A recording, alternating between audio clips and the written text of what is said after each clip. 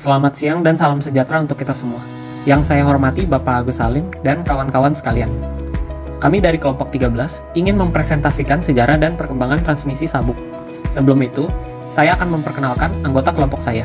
Ada Zanwar Rizardas dengan NIM 515-190018. Lalu ada Stephen Theofandi dengan NIM 515-190022. Lalu ada Kelvin Tansir dengan NIM 515-190032. Lalu ada John Michel dengan NIM 515-20-0003.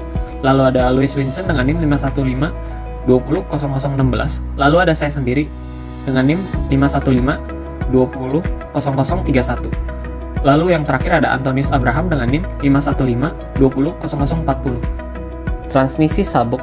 Sistem transmisi tenaga atau daya atau momen putir dari poros yang satu ke poros yang lain melalui sabuk atau belt yang melingkar atau melilit pada puli yang terpasang pada poros. Karakter, gesekan sabuk, dan permukaan puli sangat mempengaruhi kemampuan transmisi. Jadi besar gaya tenaga dan sabuk menentukan besarnya momen putir yang dapat ditransmisikan. Oke, selanjutnya saya akan menjelaskan tentang keuntungan dan kerugian transmisi sabuk. Yang pertama itu ada keuntungan transmisi sabuk itu yang pertama, pada pemindahan tenaga berlangsung secara elastik. Tidak dibutuhkan kopling elastik. Yang kedua, tidak berisik. Yang ketiga, dapat menerima dan menahan beban kecil. Ada jarak poros tidak tertentu. Ada jarak poros lebih besar dapat dicapai. Yang kelima, ada mudah dan murah dalam pembuatan. Yang keenam, ada hanya memiliki sedikit perawatan. Lalu kerugiannya transmisi sabuk itu, yang pertama, slip yang terjadi mengakibatkan rasio angka putaran tidak konstan. Yang kedua, diukur dari besarnya tenaga yang ditransmisikan. Sistem transmisi sabuk memerlukan dimensi atau ukuran yang lebih besar dari sistem transmisi roda gigi atau rantai. Jenis transmisi sabuk lurus. Jadi transmisi sabuk lurus dipakai untuk puli-puli yang berputar dengan arah yang sama dan poros di mana puli-puli terpasang mempunyai garis sumbu yang sejajar dan horizontal. Walaupun bisa juga dipakai untuk poros-poros vertikal. Transmisi sabuk tanpa penegang. Sabuk ini tidak perlu diberikan gaya tegangan lagi, karena gaya beratnya sendiri dipakai untuk poros-poros dengan kedudukan horizontal yang memiliki jarak poros lebih dari 5 meter. Karena itu sisi tegang atau sisi tarik dari sabuk diletakkan di bagian bawah. Transmisi sabuk mulur. Sabuk pada transmisi ini sengaja dibuat lebih pendek dari jarak poros, tetapi material sabuk dipilih material dengan elastisitas yang pas sehingga tercipta gaya tegang yang sesuai. Transmisi sabuk dengan puli penegang. Transmisi ini dilengkapi dengan puli penegang yang menekan sisi kendor sabuk di dekat puli kecil dari luar sehingga sudut lilit menjadi bertambah besar. Pergantian arah putaran tidak boleh terjadi pada sistem ini.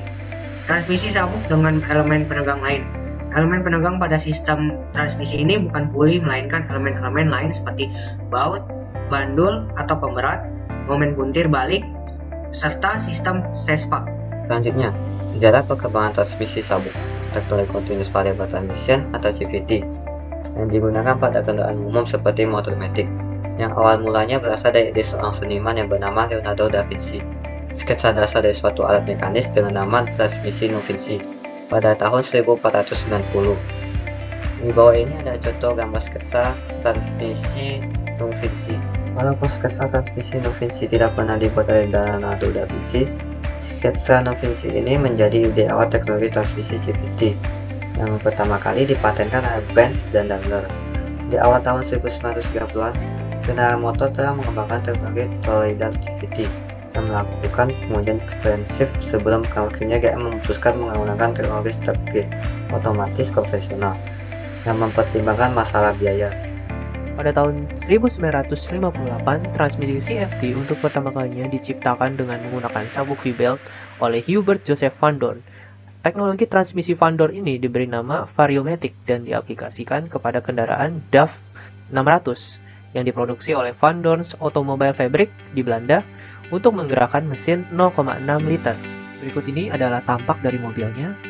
DAF 600 adalah mobil keluarga yang berukuran kecil yang mampu menampung sampai 6 penumpang yang diproduksi oleh Van Dorn Automobile Fabric atau yang disingkat DAF pada tahun 1959 hingga 1963. Selanjutnya, meskipun telah berhasil dengan sistem transmisi CVT yang menggunakan sabuk Harvey Bell, Hubert Joseph Van Dorn tidak berhenti berinovasi di masa pensiunnya, yaitu pada tahun 1965, Van Dorn mengembangkan teknologi CVT generasi kedua yang menggunakan sabuk fleksibel dari bahan baja atau steel pulse belt. Subaru Justy, Ford Fiesta, dan Fiat Uno adalah kendaraan awal yang menggunakan sistem sabuk baja fleksibel pada sistem transmisi CVT Van Dorn, yaitu pada tahun 1997. Teknologi CVT terus berkembang dari tahun ke tahun, dan kemudian di Tokyo pada tahun 1997, untuk pertama kalinya teknologi CVT atau Electronic Continuous Variable Transmission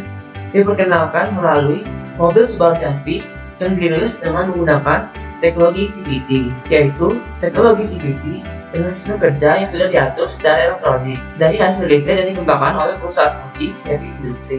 Dari penjabaran di atas yang telah dijelaskan oleh kelompok kami, dapat disimpulkan bahwa memasuki abad ke-21, transmisi CVT terus disempurnakan seiring dengan pertumbuhan teknologi yang semakin besar.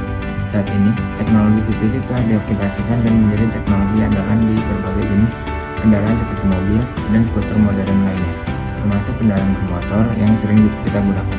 Untuk mendapatkan data yang lebih lengkap dan jelas, kami melakukan pencarian data secara online melalui website berikut. Sekian presentasi dari kelompok kami. Apabila ada kesalahan kata dari kelompok kami ucapkan mohon maaf dan terima kasih.